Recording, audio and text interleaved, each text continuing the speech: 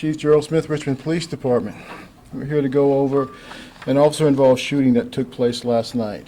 Before we start, just know that we are still in the early stages of this investigation, and it's ongoing and still fluid. But at 3:26 a.m., officers observed a vehicle driving recklessly at a high rate of speed. Officers were behind this vehicle as it headed south on Interstate 95 and exited at the Maury Street exit. Officers came upon the vehicle as it at the bottom of the exit after it had crashed, and observed the suspect, who were believed to be the sole occupant of the vehicle.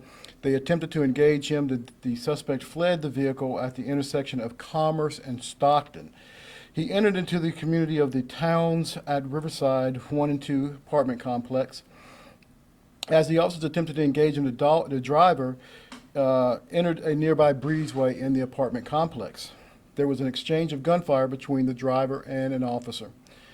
Both sustained gunshot wounds and were taken to a local hospital to be treated. The officer has sustained non-life-threatening injuries, while the suspect has sustained life-threatening injuries. The suspect's name is Dakari Reinhardt, and he is being held currently on warrants out of Richmond for capias, warrants from Richmond for misdemeanor failure to appear, a warrant from Chesterfield for felony eluding police, and one from Henrico for misdemeanor capias.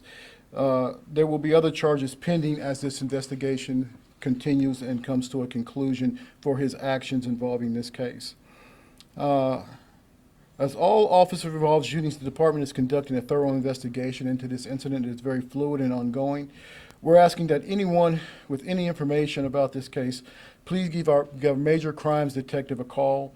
Detective Cresswell. His phone number is 804-646-5324. That's 646-5324, or contact Crime Stoppers at 804-780-1000. Once again, this investigation is ongoing and fluid.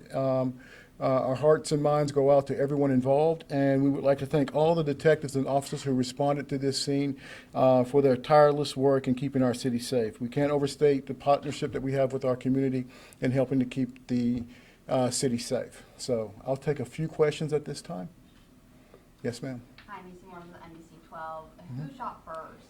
We do not know. We have reviewed the body-worn camera. We have to determine that. And not all interviews have been conducted. That's why it's ongoing. So we don't know. Chief, do you know what One second. Do you know what led to the exchange of gunfire? Specifically, was it someone pointing a gun, the suspect, at the officer? We have not spoken to the officer yet, for the officer is under medical treatment at this time, but we will speak to the officer. So anything that I say now would be complete speculation. But in typical situations like that, officers react to an active threat. Okay? Chief, you mentioned that he first was encountered on 95, correct? When he was driving? Reckless and speeding, yes. Okay. Can you categorize even like how long that kind of engagement was on the interstate before the exit and the crash? We have not timed it at this time. Okay? Chief, did the officer who was was it a pursuit? I'm sorry, pardon me, go ahead. Go ahead. I was just asking about the I-95 encounter. Was that a pursuit per se? No, it was not a pursuit. We have had our crash people take a look at it. It is not a pursuit, and there's no indication that they were blue lighting and sirening the individual. So we have to go back and see what we can look at to see exactly what took place. But right now, we're sure that it wasn't a pursuit at this time, technically as a pursuit. Okay. Listening to audio from first responders who were responding to the scene, they noted that police were pursuing a vehicle, as you said, that may have been hit by a bullet. Can you explain any of those events leading up to what turned into that officer-involved shooting, and could that have been the reason for the crash? I have no information on that particular incident or how it plays into this. I just know that our officers were behind a vehicle that was driving recklessly and speeding, and that's what brought their attention to it. Do you have an update on the condition of either the officer? I know you said he's undergoing medical treatment, either the officer or his injuries are non-life-threatening at this time, and he's being cared for by his wife and family, and of course other officers as well too. So he will be on a long haul to recovery, and we'll be there with him. As far as the suspect is concerned, he is in ICU, I believe, and he is still life-threatening at this time. are they both still in the hospital then, or the officer is not? Yeah, they're gonna be a long haul this time, so, both of them, Do okay? you know how many shots were fired? Not at this time, not at this time. Did you have a follow-up question, ma'am? I have a different question. Okay. How old is this driver, can you say? 20 years old, 20. And Chief, do you mind spelling his name for just in case? Okay. First name is D-A-K-A-R-I. His last name Reinhardt, R-E-I-N-H-A-R-D-T. And I know you said charges pending. I mean, is there anything that you guys have brought forth at this point in the investigation, or is that all kind of up in the No, he's just being held on warrants and things that he had previously at this time, but our detectives are working, and then those charges, once they are completed and filed, we will let everyone know. We'll put that out. Okay. We're hearing that the suspect was shot in the chest and that the officer was shot in the leg. Can you confirm that?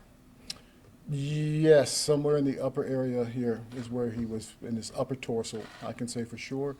The officer himself was shot somewhere around his hip area. Okay? I know you said very few details at this time. Can you kind of just walk the public through exactly what the next steps will be to determine how many shots are fired, who fired first? That sort of stuff? Well, a lot of things, a lot of things. And the evidence that our forensic unit has collected on the scene will be taken and investigated and reviewed. Our detectives will continue their investigation, hopefully with the help of the public. If anyone has anything to come forward, that's always a plus. They will be interviewing those who are involved who have yet to be interviewed, and then they will be taking that and presenting that information to, more than likely, to the Commonwealth Attorney. So it is not a quick process, but it is a very thorough process that they will be conducting. And I'm guessing, I'm sorry to mention that, the officers on leave while you're covering or while the investigation goes on, and that's usually typical in a case like this? Yeah, they will be on paid administrative leave. Oh, Okay. There was assuming multiple officers who, because you said officers who were following that vehicle, did they both engage the suspect and only one ended up firing their weapon, or did one, not leave? One fired their weapon, they both engaged the suspect. Chief, was there any contraband found in the suspect's car? Not that I know of, I have not asked that question. Not that We I've know- asked that question. But we did recover a handgun on the scene. Has it been determined why the suspect was going so fast? We hope to determine that once we get a chance to interview him. He's the one who has to answer those questions. Those were his decisions. So hopefully he will be forthright and let us know. And the suspect, is he from Richmond? Don't know. I don't know. Being from Richmond could be relative, but it doesn't say on my paper exactly where his residence is, or, yeah, I don't have that. Okay. Yeah, so.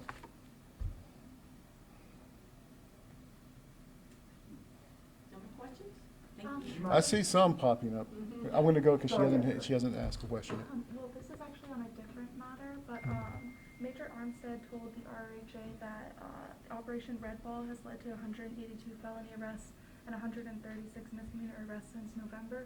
Do you have a comment on that? Can you confirm those numbers?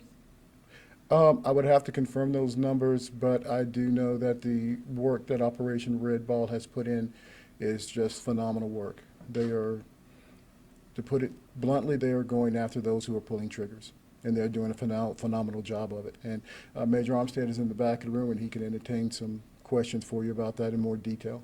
Great, thank you. Okay? Yeah. Real quick, are incidents like this common from this neighborhood? I have not checked that at all. Police-involved shootings are relatively rare, and the number depends upon the municipality. We don't have very many here in the Richmond area, okay? So incidents like this, it all depends on the municipality. Yeah. And typical media off-topic question again. Obviously, the release over the weekend of the body-worn camera from the Lee incident back in 2020. I wonder if RPD can offer any comment on that. That's available to the public, everyone to see, that sort of thing. I don't have any comment on it right now, but, if you have a specific question, we'll be more than happy to entertain exactly what that would be in reference to that, okay?